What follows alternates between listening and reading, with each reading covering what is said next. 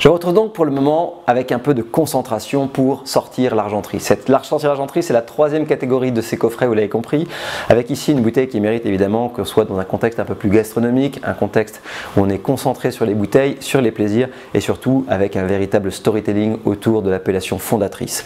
Là, on va retourner à Châteauneuf-du-Pape, c'est les fondations de nos appellations d'origine contrôlée, on est en 36, 20 ans avant la préparation de cette appellation d'origine contrôlée, Châteauneuf-du-Pape écrivait son cahier des charges et cette appellation absolument majestueuse de la vallée du Rhône méridionale mérite évidemment d'être connue encore plus que ce qu'elle ne l'est aujourd'hui, dans la mesure où elle a donné un petit peu l'input et le style des vins de longévité que l'appellation a su proposer au travers des siècles. Alors ce qui est intéressant là, c'est qu'on va déguster un des rares blancs de l'appellation. L'appellation représente à peu près 4-5% et Châteauneuf-du-Pape, si c'est extrêmement connu en rouge sur les 3200 hectares de l'appellation, sachez qu'il y a une petite poignée uniquement de blancs qui sont intéressants à découvrir, à l'instar d'ailleurs de cette cuvée La Roquette qui est un parcellaire de 2 hectares du secteur de Pignan. Je vous inviterai d'ailleurs à regarder la carte de Châteauneuf-du-Pape pour découvrir un petit peu où se situe ce secteur. C'est pas très loin du bois de Rayas, sur des terroirs un petit peu sablonneux sur lesquels les blancs sont assez en joie, également sur les grenages qui ont également en rouge également un style relativement délicat.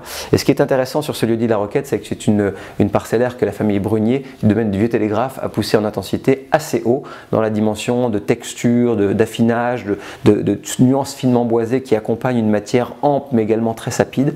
Et dans cette mesure, vous avez affaire ici à un Châteauneuf-du-Pape blanc qui combine un petit peu ce sentiment de texture, de gastronomie, cette ampleur en fait de bouche qui généralement séduit évidemment les amateurs de grands vins de blanc qui ont de la texture et du volume, avec un très très beau relief également qui est en contraste avec. Alors je vous laisserai vous plonger un petit peu dans la fiche du vin sur le site de Chef d'Œuvre pour découvrir un petit peu tous ces process de vinification, mais vous verrez que les étapes, la fermentation en demi-muit, les longs élevages, tout ça va participer un petit peu à faire naître un blanc qui est très texturé, tapiché de fruits blancs, de notes de pêche, avec la petite touche de miel frais et la petite patine également d'élevage autour. Ça donne une vraie dimension structurelle, mais ça a aussi une très très belle longueur de bouche.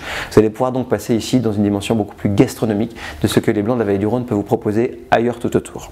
Alors un dernier petit mot sur cette bouteille, puisqu'elle mérite évidemment que vous sortiez l'argenterie. C'est un blanc qu'on aime proposer plutôt quand la température se rafraîchit, quand on va arriver vers le mois de septembre, octobre, novembre. C'est le moment où en fait peut-être il faudra sortir cette bouteille au contact, vous savez, des premiers champignons, ou alors on pourra aller chercher des viandes blanches un petit peu crémées, des choses qui sont un petit peu onctueuses. J'aime beaucoup moi jouer le contraste des blancs du Rhône, de la vallée du Rhône avec des soufflés.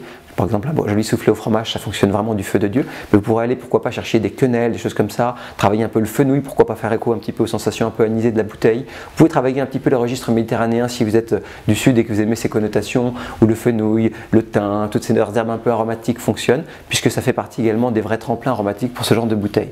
Sachez également que quand les bouteilles de Châteauneuf-du-Pape se minéralisent dans le temps, qu'elles vieillissent, puisque cette bouteille a au moins 15 ans devant elle, sachez qu'elle va tirer un peu plus sur le miel frais, sur des connotations comme ça qui vont rappeler également des accords fondés sur la communauté aromatique. Donc toutes les préparations autour de la noisette, de la châtaigne, du butternut, du miel frais, des choses comme ça seront également très intéressantes quand cette bouteille aura acquis quelques années de garde.